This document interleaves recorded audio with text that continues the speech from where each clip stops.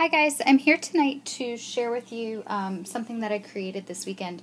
I've been experimenting with using alcohol inks and texture paste because I've seen a few of you ladies that have made your own texture paste, so this is not an original idea.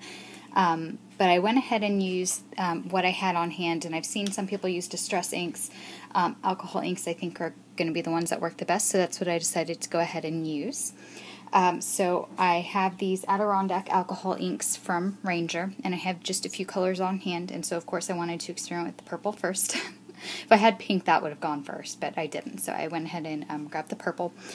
And I made this really cool lilac color by just adding a few drops. So I want to show you how I made this and kind of the twist I put on it because I make it like a chunky modeling paste, so I wanted to share with you how I did that.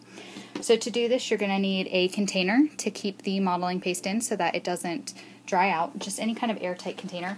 I bought these from Michael's, and they are from the Artist Lofts brand, and they just come in a package like this, and there's just a ton of them, and they're made for storing paints and things like that, so I figured they would be airtight.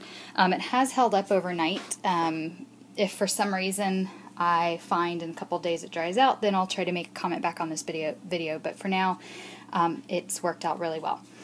So I'm going to go ahead and use one of those containers. You're also going to need some kind of modeling paste. I use Liquitex. It's by far my favorite.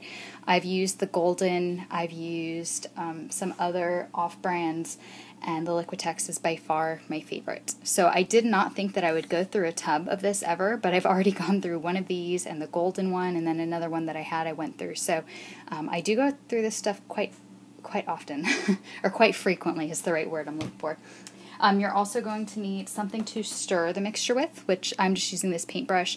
Lollipop sticks are great. They sell them at Michael's, and you can get a big bag for $2. And if you plan on doing a lot of your own concoctions, it's probably worth looking into, or just use a paintbrush and wash it off when you're done. I'm just really big on being able to throw things away, so I like the lollipop sticks, but I don't have any.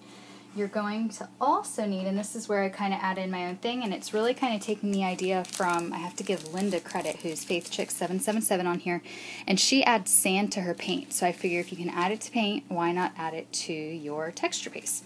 So this is actually a pretty coarse sand. There is a fine sand and then a coarse sand. I went with the coarse, but hindsight, I would definitely go with the less coarse one, the finer grit, because the chunky one is almost a little too chunky to use with my stencils, but this is kind of the effect that it gives. I tried out with, just kind of blotting some on there, and then with some stencils, some of my favorite. This is a new Heidi Swapp, a new Heidi Swapp stencil that they are starting to carry at Michael's, and this is my favorite little micro dot one from Prima, and they went on really well. It just, I think with the finer grit sand, it would have gone on a little smoother, but it definitely gives it a really cool, chunky finish, and it does stay in there. So I'm going to show you how I did that, and those are the only things you'll need, are really the container, the modeling paste, some kind of colorant, and then your sands. So you want to start by adding in some of your modeling paste. Alright. So you put some of your modeling paste in the container. I've got it probably about, half full. And then you're going to want to add in your alcohol ink. Now this will depend on the color that you want, the saturation of color. I am using Stream, and I would like a light kind of aqua is what I want to go for. Now if I wanted the dark aqua, I'm going to add more, but I want a light one. So I'm just going to start by adding like 10 drops and see how that looks, and I can add more if I want to. Oh, that was like 4, 5, 6, 7, 8, 9, 10. And then this is where your paintbrush handle will come in handy to mix it.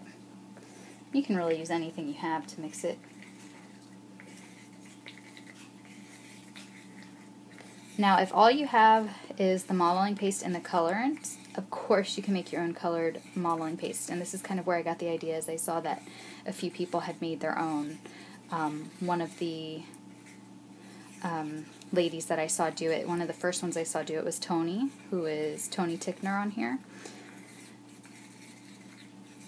And she used, I think she used gum paste actually in hers and colored it, which I thought was a really neat idea, but I just went ahead and used the modeling paste that I had on hand. So I kind of like that color. I maybe want to add just a little bit more to go a tiny bit darker. Maybe like 5 more drops. I don't want it too dark, but I also don't want it that light, I don't think. Not for the project I have in mind, at least. So I think it's about all mixed up, and that is the color I want. Okay, so now here's where you just go the extra step and add some sand. And again, I'm not measuring, but what I am doing is taking the cap that I've used, and since I only used half the container of modeling paste, I'm using like half a cap. And that's kind of how I'm gonna measure it, is try to use the cap to help. And then you just mix it in. And you can already hear it's like getting really gritty. I wish I had the finer sand because I would have tried that this time, but I like this because it's a really nice chunky feel, especially when you're adding just little abstract you know, pieces of texture. When you're using your stencils, of course it works. You know, you saw the stencil I used, but I think it might be easier if you're using the finer grit sand. Okay, so now I'm going to go ahead and just show you how it looks when you first put it on. Alright, and this is the, they have these new masks at Michael's. They've had them out for about a week, but I got this one because I love stars, and then the hearts were really cute too. So I'm going to use the hearts. The way I apply my texture paste is just, again, with this spatula. If you don't have a spatula, I definitely recommend you invest in one. Before I used a spatula, I just cut little square pieces of chipboard and use that, and that works fine as well, and you can throw it away when you're done. But it did cause me to go through a lot of chipboard, which is not cheap. So for this, I don't mind the cleanup. Alright, so I just get some on my spoon here, my spatula, and you're just going to apply it just like you would a regular modeling paste. Now the difference with this one is, with modeling paste, I always take it and just kind of scrape off the excess. This you're not going to be able to scrape off as much excess because of the coarse sand, but it will still work. I'll show you in just a minute. So see, it won't really come up as well as the regular texture paste. But when you pull it up, it will leave the pattern.